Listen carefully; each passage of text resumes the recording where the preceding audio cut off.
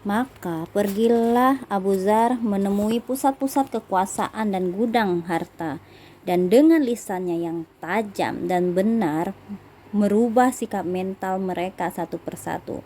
Jadi merubah sikap para pemimpin itu yang suka memupuk hartanya, ya, pembesar yang suka mengambil upeti. Ingat kan upeti kemarin? Nah, jadi mereka itu sudah takut dulu dengan Abu Dzar. Dalam beberapa hari saja, tak ubahnya ia telah menjadi panji-panji yang dibawanya bernaung rakyat banyak. Dan panji itu simbol-simbol atau bendera-bendera. Selalu ada panji. Iya.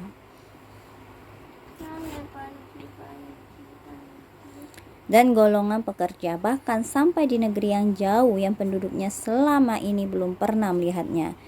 Nama Abu Dzar bagai terbang ke sana, dan tak satu daerah pun yang dilalui. Bahkan walau baru namanya yang sampai ke daerah itu menimbulkan rasa takut dan ngeri hati pihak penguasa dan golongan berharta yang berlaku curang.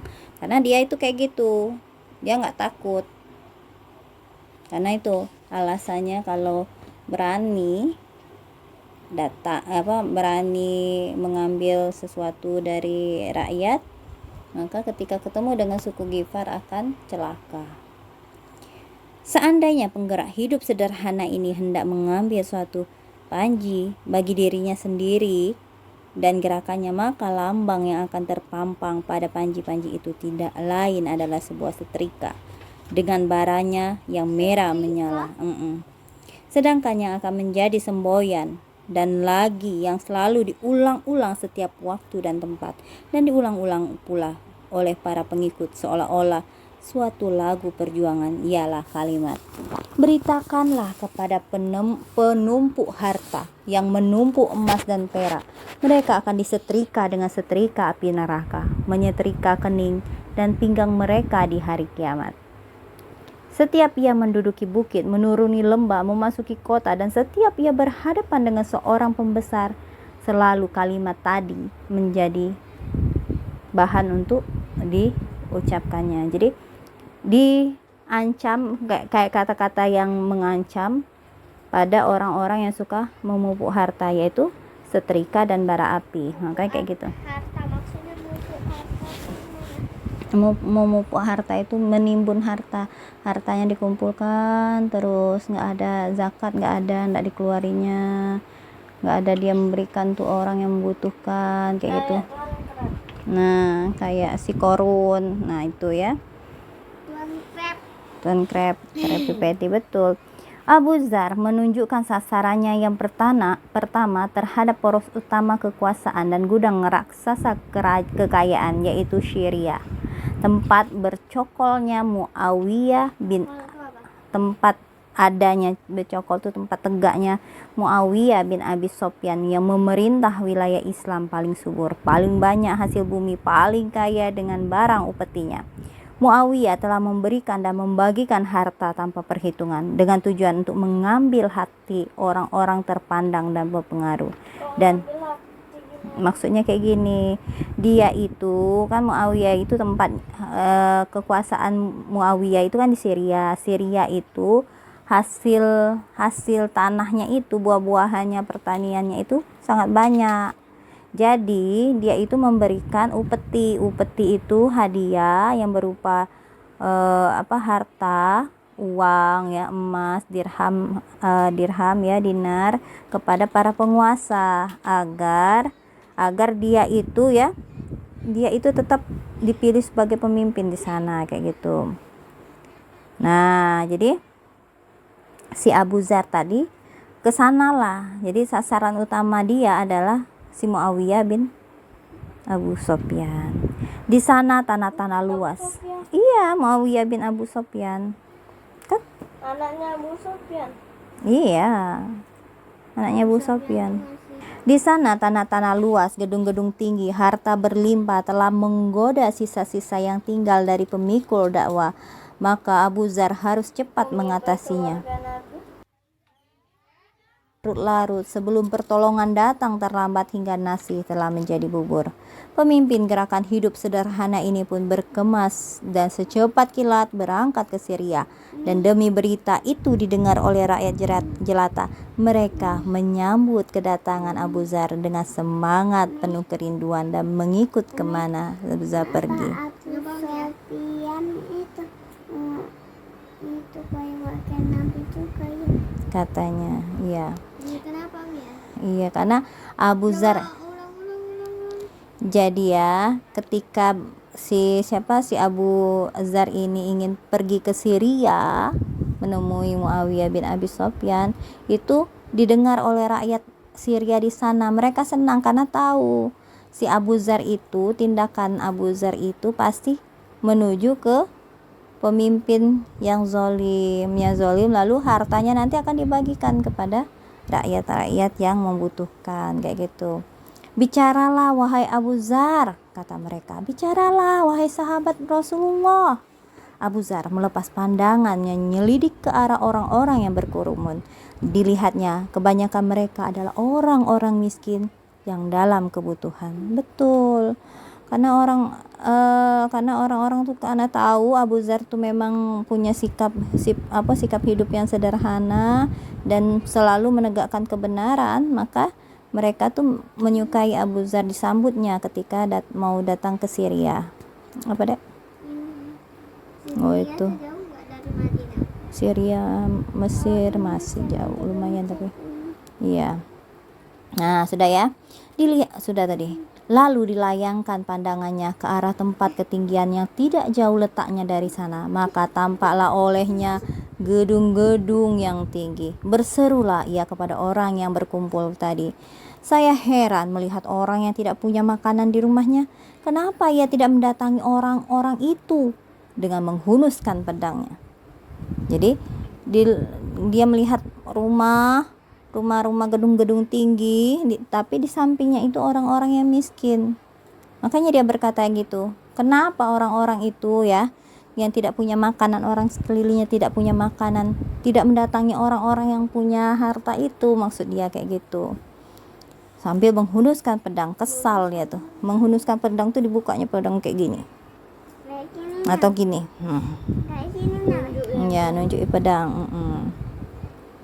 Tapi segera pula teringat olehnya wasiat Rasulullah yang menyuruhnya memilih cara yang baik, menggunakan kata-kata daripada senjata atau pedang.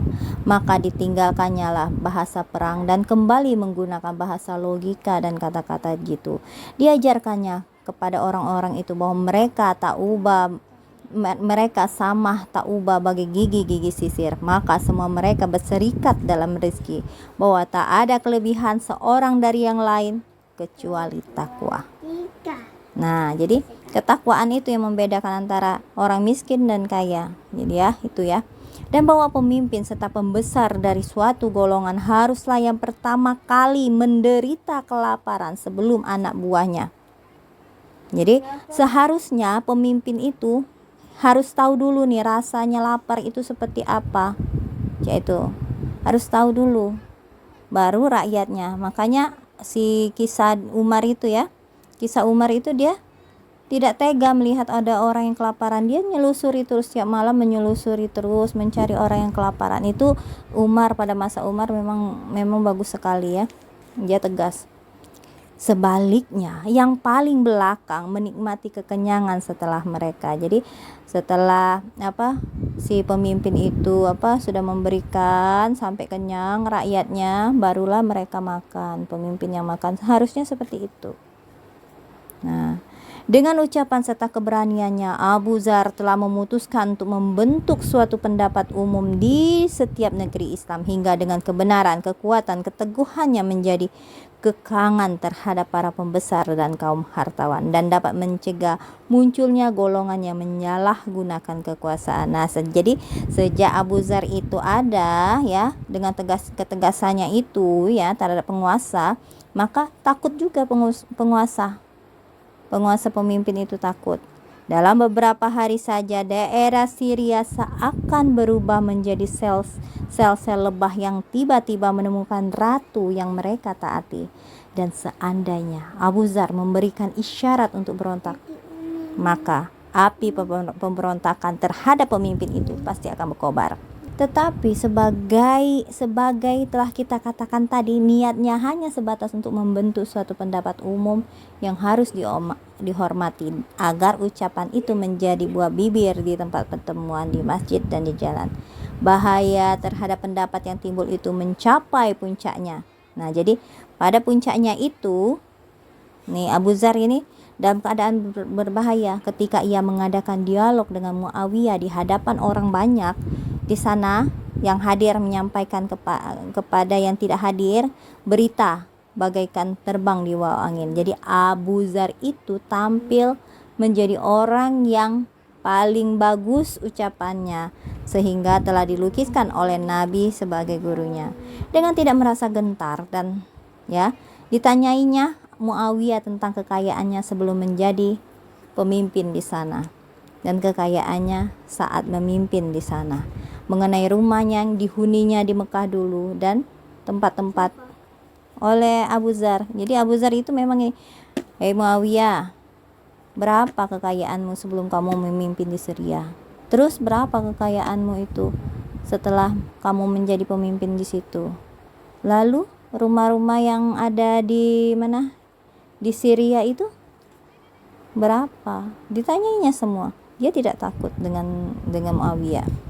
Kemudian di hadapannya pertanyaan kepada para sahabat yang duduk di sekelilingnya, yaitu yang ada di sekitar Muawiyah dan telah memiliki gedung sudah. Iya, bukan itu nama negeri kan? Bukan. Nama orang Muawiyah tuh. Tapi kok ada daerah yang namanya Muawiyah? Nggak ada, Syria. Jadi sudah ditanyainya Muawiyah, lalu ditanyanya lah sahabat-sahabat si Muawiyah yang datang di sana di sekitar. Kemudian dia berkata kepada yang hadir, "Apakah tuan-tuan yang sewaktu Al-Quran itu diturunkan kepada Rasulullah, ia berada di lingkungan tuan-tuan? Apakah Al-Quran itu berada di lingkungan orang-orang itu, maksudnya di Syria?" Berkata, "Benar, kepada tuan-tuanlah Al-Quran itu diturunkan, dan tuan-tuanlah yang mengalami sendiri berbagai peperangan." Jadi maksudnya di sini nih ya. Kemudian diulangi lagi pertanyaannya, "Tidakkah tuan-tuan jumpai ayat Al-Quran ini? Dan orang-orang yang menyimpan emas dan perak dan tidak menafkahkan di jalan Allah, bahkan mereka akan menerima siksaan yang pedih." Jadi diingati, ini adalah bentuk peringatan kepada mereka ya, para penguasa, bahwa orang yang punya simpanan emas, perak tapi tidak dinafkahkan, maka akan ada siksaan Allah. Karena itu di dalam harta itu ada bagian untuk orang yang fakir, yang miskin. Ya, pinter nih anak, yaitu ketika Sambil belajar itu kan nanti mendapat. Kalau sudah nyampe nisab tuh apa? kalau nisab itu ya artinya batas kita harus berzakat. Misalnya batasnya ya, kalau emas itu misalnya nisabnya berapa gram dalam setahun, Mbak? Dalam setahun, dengar enggak, Mbak? Kalau sudah iya, ada ukurannya, Mas, ada aturannya, karena Islam itu penuh aturan ya. Nah, sudah nyampe ukuran seperti itu harus dibayarkan, dikembalikan lagi kepada orang yang membutuhkan, fakir atau miskin atau anak telantar kayak gitu kan. Ibnu Sabil tuh. Ibnu Sabil tuh orang yang berperang di jalan Allah, contoh di Palestina kayak gitu ya. Nah, lanjut ya.